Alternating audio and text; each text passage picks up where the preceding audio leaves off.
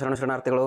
ಸ್ನೇಹಿತರೆ, ಮೊನ್ನೆ ನಮ್ಮ ಭಾರತ ದೇಶದ ಪ್ರಧಾನಿಯವರು ಮುಂದಿನ 10 ವರ್ಷಗಳಲ್ಲಿ ಭಾರತ ಈ ಮೆಕಾಲೆ ಗುಲಾಮಿ ಮನಸ್ಥಿತಿಯಿಂದ ಹೊರಬರುವ ಯೋಜನೆಯನ್ನು ರೂಪಿಸಿದೆ ಅಂತ ಹೇಳಿರುವ ಹೇಳಿಕೆಯನ್ನು ನೀವೆಲ್ಲ ನೋಡಿದಿರಿ. ಭಾರತದಲ್ಲಿ ಶಿಕ್ಷಣ ಮತ್ತು ಜ್ಞಾನದ ಏಕಾಧಿಕಾರವನ್ನು ಹೊಂದಿದ್ದ ವೈದಿಕರು ಬೇರೆಯವರಿಗೆ ಶಿಕ್ಷಣ ದೊರೆಯದಂತೆ ಮಾಡದಂತಹ ಸನ್ನಿವೇಶದಲ್ಲಿ ಬ್ರಿಟಿಷ್ ಆಡಳಿತ ಕಾಲದಲ್ಲಿ ಬ್ರಿಟಿಷರು ಮೆಕಾಲೆ ಶಿಕ್ಷಣ ನೀತಿಯನ್ನು ಜಾರಿಗೆಗೊಳಿಸಿ ಶಿಕ್ಷಣವನ್ನು ಸಾರ್ವತ್ರೀಕರಣಗೊಳಿಸುವ ಮೂಲಕ ಭಾರತದಲ್ಲಿ ಶಿಕ್ಷಣ ವಂಚಿತ ಎಲ್ಲ ಸಮುದಾಯಗಳು ಶಿಕ್ಷಣವನ್ನು ಪಡಿಬಹುದು ಅನ್ನುವ ಒಂದು ಕಾನೂನನ್ನು ಅವರು ತಂದಿದ್ದು ನಾವೆಲ್ಲ ಬಲ್ಲೆವು. ಆರಂಭದಲ್ಲಿ ಈ ಮೆಕಾಲೆ ಶಿಕ್ಷಣ ನೀತಿಯನ್ನು ಈ ಧರ್ಮಾಂಧರು ಹೇಗೆಲ್ಲ ವಿರೋಧಿಸಿದ್ರು ಅನ್ನೋದು ನಾನು ಆಮೇಲೆ ಹೇಳ್ತೇನೆ. ಆದರೆ ಇವತ್ತಿನ ದಿನಮಾನದಲ್ಲಿ ಭಾರತಕ್ಕೆ ಶಿಕ್ಷಣವನ್ನು, ಇಡೀ ಜಗತ್ತಿಗೆ ಶಿಕ್ಷಣವನ್ನು ಕಲಿಸಿದ್ದೇ ಭಾರತ. ಶಿಕ್ಷಣದ ತವರು ಭಾರತದ ಭೂಮಿ. ಇಲ್ಲಿಯ ಗುರುಕುಲಗಳು ಹಾಗಿದ್ದುವು, ಹೀಗಿದ್ದುವು. ಸೋಷಿಯಲ್ ಮೀಡಿಯಾದಲ್ಲಿ ಈ ಥರದ ಅಪಪ್ರಚಾರಗಳು ನಾವು ನೋಡ್ತೇವೆ. ಬ್ರಿಟಿಷರು ಬಂದು ಗುರುಕುಲ ಶಿಕ್ಷಣವನ್ನು ಮುಚ್ಚಿದ್ರು ಅಂತ ಕೂಡ ಸುಳ್ಳುಗಳನ್ನು ಹೇಳಲಾಗ್ತದೆ. ಬ್ರಿಟಿಷರು ಯಾವ ಗುರುಕುಲ ಶಿಕ್ಷಣವನ್ನು ಅಥವಾ ಗುರುಕುಲಗಳನ್ನು ಒತ್ತಾಯಪೂರ್ವಕವಾಗಿ ಮುಚ್ಚಲಿಲ್ಲ.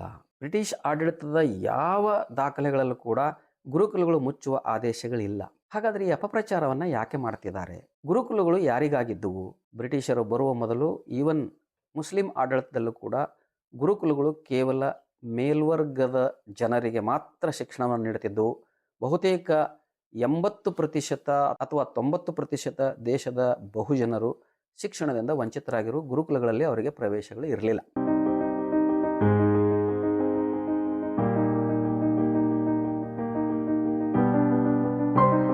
ಹಾಗಾದರೆ ಗುರುಕುಲಗಳನ್ನು ಈ ಬ್ರಿಟಿಷರು ಯಾಕೆ ಬಂದ್ ಮಾಡಿದ್ರು? ಬಂದ್ ಮಾಡೋ ಪ್ರಶ್ನೆ ಬರೋದಿಲ್ಲ. ನಾನು ಇಲ್ಲಿ ಬಹಳ ಸೂಕ್ಷ್ಮವಾಗಿ ಒಂದು ಮಾತನ್ನು ಹೇಳ್ತೇನೆ. ಗುರುಕುಲಗಳನ್ನು ಯಾರು ಬಂದ್ ಮಾಡಿದ್ರು ಅನ್ನೋದು ಅಥವಾ ಯಾರು ಮುಚ್ಚಿದ್ರು ಅನ್ನೋದು ನೀವು ಬಹಳ ಅರ್ಥ ಮಾಡ್ಕೊಳ್ಬೇಕಾದಂತಹ ಸಂಗತಿ. ಯಾವಾಗ ಬ್ರಿಟಿಷರು ಮೆಕಾಲೆ ಶಿಕ್ಷಣ ನೀತಿಯ ಮೂಲಕ ಶಿಕ್ಷಣವನ್ನು ಸಾರ್ವತ್ರೀಕರಣಗೊಳಿಸಿ ಎಲ್ಲರಿಗೂ ಶಿಕ್ಷಣಕ್ಕೆ ಒಂದು ಅವಕಾಶವನ್ನು ಕಲ್ಪಿಸಿದ್ರು, ಆಗ ಕಂಗಾಲಾದವರು, ಭಯಗೊಂಡವರು ಗುರುಕುಲದ ಸೃಷ್ಟಿಕರ್ತರು. ಅವ್ರಿಗೆ ಭಯ ಆಗಿಬಿಡ್ತದೆ, ಅದನ್ನು ವಿರೋಧ ಮಾಡ್ತಾರೆ. ಅದು ವಿರೋಧ ಹೇಗೆ ಮಾಡಿದ್ರು ಅನ್ನೋದು ನಾನು ಡೀಟೇಲ್ ಆಗಿ ಹೇಳ್ತೇನೆ. ಅದಕ್ಕೆ ಮೊದಲು ಅವರು ಮೊದಲು ಮೆಕಾಲೆ ಶಿಕ್ಷಣ ನೀತಿಯನ್ನು ಈ ಒಂದು ಕಡೆ ವಿರೋಧ ಮಾಡ್ತಾ ಇನ್ನೊಂದು ಕಡೆ ಒಂದು ಕೆಲಸ ಮಾಡ್ತಾರೆ. ಅವರು ಈ ಶಿಕ್ಷಣ ನೀತಿಯಿಂದ ಶಿಕ್ಷಣ ವಂಚಿತ ಸಮುದಾಯಗಳು ಶಿಕ್ಷಣವನ್ನು ಪಡ್ಕೊಂಡ್ರೆ ಸರ್ಕಾರಿ ಹುದ್ದೆಗಳಲ್ಲಿ ಬ್ರಿಟಿಷ್ ಆಡಳಿತದಲ್ಲಿ ಇವರೇ ನುಗ್ಗಿ ಬಿಡ್ತಾರೆ, ಅದಕ್ಕೆ ಅವಕಾಶವನ್ನು ನಾವು ಕೊಡಬಾರದು ಅಂತ ತಮ್ಮ ಕೈಯಾರೆ ತಾವೇ ತಮ್ಮ ಗುರುಕುಲಗಳನ್ನು ಮುಚ್ಚಿ ಮೆಕಾಲೆ ಶಿಕ್ಷಣ ನೀತಿ ಇಂಗ್ಲೀಷ್ ಶಿಕ್ಷಣಕ್ಕೆ ತಮ್ಮನ್ನು ಒಗ್ಗಿಕೊಂಡು ಎಲ್ಲರಿಗೂ ಮೊದಲು ಸ್ಪರ್ಧಾತ್ಮಕವಾಗಿ ಇಂಗ್ಲೀಷ್ ಶಿಕ್ಷಣವನ್ನು ಪಡೆಯೋಕ್ಕೆ ಶುರು ಮಾಡಿದವರೇ ಗುರುಕುಲದ ಸೃಷ್ಟಿಕರ್ತರು. ಇದನ್ನು ನಾವು ಭಾಳ ಸ್ಪಷ್ಟವಾಗಿ ಗುರುತಿಸಬೇಕಾಗ್ತದೆ. ಹಾಗಾದರೆ ತಮ್ಮ ಸಂಸ್ಕೃತ ಭಾಷೆಯನ್ನು ಎಲ್ಲರಿಂದ ಮುಚ್ಚಿಟ್ಟು ಸಂಸ್ಕೃತವನ್ನು ಕೊಲ್ಲದವರು ಕೂಡ ಅವರೇ. ತಮ್ಮ ಗುರುಕುಲಗಳನ್ನು ತಮ್ಮ ಕೈಯಾರೆ ತಾವೇ ಮುಚ್ಚಿ ಬೇರೆಯವರ ಮೇಲೆ ಅಪಾದನೆ ಮಾಡ್ತಿರೋರು ಕೂಡ ಇವರೇ. ಈ ಜನ ಮೆಕಾಲೆ ಶಿಕ್ಷಣ ನೀತಿಯನ್ನು ಹೇಗೆ ವಿರೋಧ ಮಾಡಿದ್ರು ಅನ್ನೋದನ್ನು ನಾವಿಲ್ಲಿ ನೋಡಲೇಬೇಕು.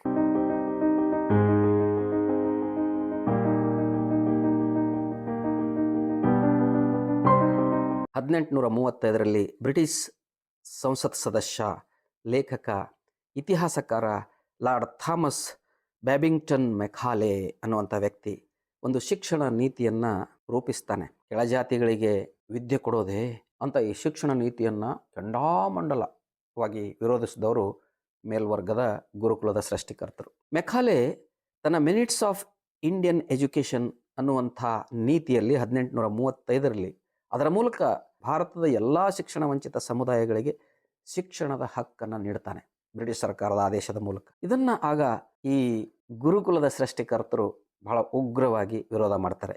ಈ ಮಾತು H Sharp selections from educational records 1781ರಿಂದ 1739 ಗೌರ್ಮೆಂಟ್ ಆಫ್ ಇಂಡಿಯಾ ಪಬ್ಲಿಷ್ ಮಾಡಿದಂಥ ಪುಸ್ತಕದಲ್ಲಿ ಎಲ್ಲ ರೆಕಾರ್ಡ್ಸ್ಗಳು ನಿಮಗೆ ಸಿಗ್ತಾ ಹೋಗ್ತವೆ. ಶೂದ್ರರಿಗೆ, ಅಸ್ಪೃಶ್ಯರಿಗೆ ಶಿಕ್ಷಣ ನೀಡುವುದು ಅದೊಂದು ಧರ್ಮ ವಿರೋಧವಾದ ಕೃತ್ಯ ಅಂತ ಹೇಳ್ತಾರೆ ಅವರು ಗುರುಕುಲದ ಸೃಷ್ಟಿಕರ್ತರು. ಸರ್ಕಾರಕ್ಕೆ ಆ ರೀತಿ ಮನವಿಯನ್ನು ಕೂಡ ಅವರು ಸಲ್ಲಿಸ್ತಾರೆ. ಕೆಳಜಾತಿಯವರಿಗೆ ಶಿಕ್ಷಣದ ಹಕ್ಕು ಇಲ್ಲ, ಆತ ಇಂಗ್ಲಿಷ್ ಕಲಿತರೆ ಜಾತಿ ನಿಯಮ ಕುಸಿದು ಹೋಗ್ತದೆ, ಭಾರತದ ಜಾತಿ ವ್ಯವಸ್ಥೆ ಹಾಳಾಗ್ತದೆ ಅನ್ನೋದು ಅವರ ವಾದ.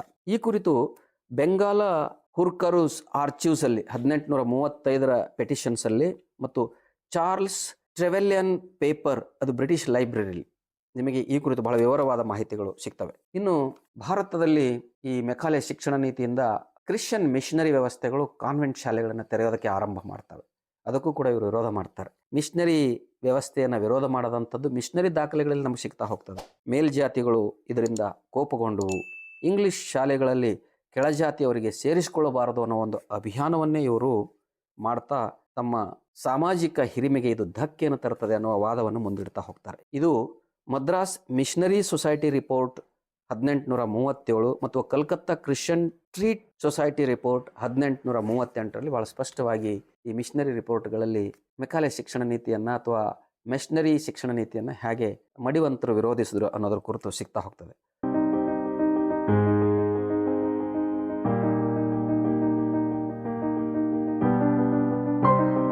ಸಂಸ್ಕೃತ ಮತ್ತು ಪರ್ಷಿಯನ್ ವಿದ್ಯೆ ನಾಶ ಆಗ್ತದೆ, ಮನುಸ್ಮೃತಿ ಆಧಾರಿತ ಸಾಮಾಜಿಕ ಕ್ರಮಕ್ಕೆ ಇದು ಧಕ್ಕೆ ತರ್ತದೆ ಅನ್ನೋದು ಮಡಿವಂತರ ವಾದ ಆಗಿತ್ತು. ಇದು ಕೂಡ ರಾಧಾಕಾಂತ್ ದೇಬ್ಸ್ ಪೆಟಿಷನ್ ಟು ಗವರ್ಮೆಂಟ್ 1835 to 1837 ಅದರಲ್ಲಿ ಇದರ ದಾಖಲೆಗಳು ಸಿಗ್ತಾ ಹೋಗ್ತವೆ. ಲಾರ್ಡ್ ಬೆಂಟಿಕ್ ಅವರ ಪತ್ರ ವ್ಯವಹಾರಗಳನ್ನು ನೋಡಿದಾಗ ಅಲ್ಲೂ ಕೂಡ ಈ ಮೆಕಾಲೆ ಶಿಕ್ಷಣ ನೀತಿಯನ್ನು ಮಡಿವಂತರು ಅಥವಾ ಗುರುಕುಲದ ಸೃಷ್ಟಿಕರ್ತರು ಅಥವಾ ಗುರುಕುಲವನ್ನು ತಮ್ಮ ಕೈಯಾರೆ ತಾವೇ ಮುಚ್ಚದಂಥವರು ಹಾಗೆ ಪತ್ರ ವ್ಯವಹಾರವನ್ನು ಮಾಡ್ತಾರೆ ಅನ್ನೋದು ನೋಡ್ಬೇಕು.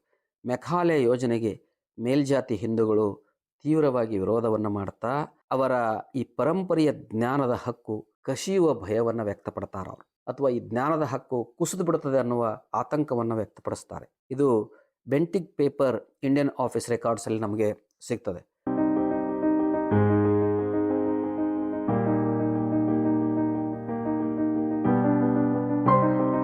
ಮೆಕಾಲೆ ನೀತಿಯ ಲಾಭವನ್ನು ಯಾರು ಮಾಡಿಕೊಂಡ್ರು? ಮೆಕಾಲೆ ನೀತಿಯ ಲಾಭ ಅಥವಾ ಫಲಾನುಭವಿಗಳು ಮೊದಲು ಇವರೇ. ಬೇಗ ಮೆಕಾಲೆ ಶಿಕ್ಷಣ ನೀತಿಯ ಪ್ರಯೋಜನವನ್ನು ಪಡ್ಕೊಂಡು ಬ್ರಿಟಿಷ್ ಆಡಳಿತದಲ್ಲಿ ಕಾರ್ಗುನಗಿರಿಯನ್ನು ಮತ್ತು ಅಧಿಕಾರಿಗಿರಿಯನ್ನು ಗಿಟ್ಟಿಸಿಕೊಂಡವರು ಕೂಡ ಇವರೇ. ಆದರೆ ಒಟ್ಟಾರೆಯಾಗಿ ಮೆಕಾಲೆ ಶಿಕ್ಷಣ ನೀತಿ ಭಾರತದಲ್ಲಿ ಅಕ್ಷರವಂಚಿತ ಸಮುದಾಯಗಳಿಗೆ ಒಂದು ಸುವರ್ಣ ಅವಕಾಶದ ಬಾಗಿಲನ್ನು ತೆರೆದಿದ್ದಂತೂ ನಿಜ. ಆ ಮೂಲಕ ಮೊದಲ ಬಾರಿಗೆ ಕೆಳವರ್ಗದ ಶೋಷಿತರ ಮಕ್ಕಳು ಶಾಲೆಗೆ ದಾಖಲಾಗ್ತಾರೆ ಅನ್ನೋದು Adam's educational reports Bengal 1835 and 38 ನಮಗೆ ವಿವರವಾಗಿ ಸಿಗ್ತಾ ಹೋಗ್ತದೆ. ಡಾಕ್ಟರ್ BR ಅಂಬೇಡ್ಕರ್ ಅವರು ಕೂಡ ಈ ಮೆಕಾಲೆ ಶಿಕ್ಷಣ ನೀತಿಯ ಅನುಸಾರವಾಗಿ ಆಧುನಿಕ ಶಿಕ್ಷಣವನ್ನು ಪಡೆದು ಸಾಮಾಜಿಕ ಸಮಾನತೆಯ ಒಂದು ಚಳುವಳಿಯನ್ನು ಅವರು ಆರಂಭ ಮಾಡ್ತಾರೆ. ಡಾಕ್ಟರ್ BR ಅಂಬೇಡ್ಕರ್ ಅವರು ಮೆಕಾಲೆ ಶಿಕ್ಷಣ ನೀತಿಯ ಫಲಾನುಭವಿಗಳಾಗಿ ಈ ದೇಶಕ್ಕೆ ಸಂವಿಧಾನವನ್ನು ರೂಪಿಸುವಲ್ಲಿ ಮಹತ್ವದ ಪಾತ್ರವನ್ನು ವಹಿಸ್ತಾರೆ ಅನ್ನುವ ಮೂಲಕ ಬ್ರಿಟಿಷರ ಶಿಕ್ಷಣದ ಸಾರ್ವತ್ರೀಕರಣವನ್ನು ಮಡಿವಂತರು ಹೇಗೆ ವಿರೋಧಿಸಿದರು, ತಮ್ಮ ಗುರುಕುಲಗಳನ್ನು ತಾವೇ ತಮ್ಮ ಕೈಯಾರೆ ಹೇಗೆ ನಾಶ ಮಾಡಿದ್ರು, ಮತ್ತು ಈ ಕೆಳವರ್ಗದ ಜನರು ಶಿಕ್ಷಣವನ್ನು ಪಡೆಯೋದರ ಕುರಿತು ಅವರಿಗೆ ಇದ್ದ ಮಾತ್ಸರ್ಯ ಎಂಥದ್ದಿತ್ತು ಅನ್ನೋದನ್ನು ನಾವು ತಿಳ್ಕೊಳ್ಬೇಕಾಗ್ತದೆ. ಇವತ್ತಿನ ದಿನ ಕೂಡ ಈ ಮಾಡರ್ನ್ ಭಾರತದಲ್ಲಿ ಸಂವಿಧಾನದ ಪ್ರಯೋಜನಗಳನ್ನು ಪಡ್ಕೊಂಡು ಶೂದ್ರಾತಿ ಶೂದ್ರರು ಮುಂದೆ ಹೋಗೋದನ್ನು ಸಹಿಸಕ್ಕಾಗದೆ ಹಿಂದಿಯನ್ನು ಹೇರ್ತಕ್ಕಂಥ, ಸಂಸ್ಕೃತವನ್ನು ಹೇರ್ತಕ್ಕಂಥ ಮತ್ತು ಹಿಂದುತ್ವದ ರಾಜಕೀಯದ ಮೂಲಕ ಅನ್ಯ ಧರ್ಮದವರ ವಿರುದ್ಧ ಈ ಜನಾಂಗಗಳನ್ನು ಎತ್ತಿಕಟ್ತಾ ಶಿಕ್ಷಣದಿಂದ ವಂಚಿಸುವ, ಬಹಳ ಪರೋಕ್ಷವಾಗಿ ಶಿಕ್ಷಣದಿಂದ ವಂಚಿಸಿ ಅವರನ್ನು ಹಿಂದುಳಿಸುವ ಕಾರ್ಯಗಳು ಇವತ್ತಿಗೂ ಕೂಡ ಜಾರಿಯಲ್ಲಿದ್ದಾವೆ ಅನ್ನೋದನ್ನು ನಾವು ಮರಿಬಾರದು. ಹಾಗಾಗಿ ಶಿಕ್ಷಣದ ಏಕಸ್ವಾಮ್ಯವನ್ನು ಭಾರತದಲ್ಲಿ ಕಡಿದು ಹಾಕಿ ಭಾರತದಕ್ಕೆ ಅಥವಾ ಭಾರತೀಯರಿಗೆ ಶಿಕ್ಷಣದ ಬಾಗಿಲನ್ನು ತೆರೆದವರು ಬ್ರಿಟಿಷರು ಅನ್ನೋದು ನಾವು ಮನಗಾಣಬೇಕಾಗ್ತದೆ. ಶರಣಾರ್ಥಿ. ಸತ್ಯವನ್ನು ಪ್ರತಿಪಾದಿಸುವ, ಜನರನ್ನು ಜಾಗೃತಿಗೊಳಿಸುವ ನನ್ನ ವಿಡಿಯೋಗಳನ್ನು ತಪ್ಪದೆ ಎಲ್ಲರೂ ನೋಡುತ್ತೀರಿ. ನೋಡಿದಾದ ಮೇಲೆ ಈ ವಿಡಿಯೋಗಳನ್ನು ನೀವಷ್ಟೇ ನೋಡಿ ಮರೆತು ಬಿಡದೆ ನಿಮ್ಮ ಸಮೀಪದ ಬಂಧುಗಳಿಗೂ ಸ್ನೇಹಿತರುಗಳಿಗೂ ಹಂಚಿಕೊಳ್ಳುವುದನ್ನು ಮರೆಯದೆ ನನ್ನ ಈ ಚಾನಲ್ನಲ್ಲಿ ಬರತಕ್ಕಂಥ ಜಾಯಿನ್ ಆಪ್ಷನನ್ನು ನಿಮ್ಮದಾಗಿಸಿಕೊಳ್ಳಿ. ಈ ಚಾನಲ್ಗೆ ಸದಸ್ಯರಾಗುವ ಮೂಲಕ ಚಾನಲನ್ನು ಬಲಪಡಿಸುವ ಕಾರ್ಯ ನೀವು ಮಾಡ್ತಾ ಹೋದರೆ ನಾನು ಕೂಡ ಅನೇಕ ನಿಗೂಢವಾಗಿ ಮರೆಯಾದ ವಿಷಯಗಳು ತಮ್ಮೆದುರುಗಡೆ ಇಡ್ತಾ ಹೋಗ್ತೇನೆ. ಎಲ್ಲರಿಗೂ ಶರಣು.